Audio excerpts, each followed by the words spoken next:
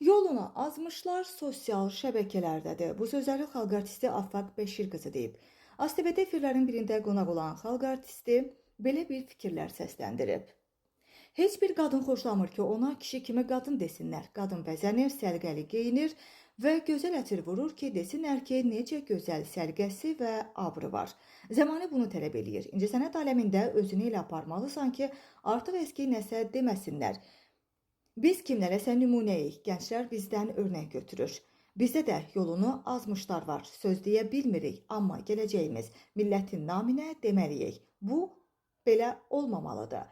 Bunlar əsasən sosial şəbəkələrdədir. Kişi qızısansa öz adınla, soyadınla ora çıx. Bir ara sosial şəbəkənin qəhrəmanı idim. Bilən də, bilməyən də yazırdı. Əvvəl qəribə gəlirdi, sonra gördüm ki, mübarizə etmək lazım deyil. Fərəylə xoruzu ayıra bilmirsənsə, baş qoşmalı deyilsən deyə xalq artisti bildirib.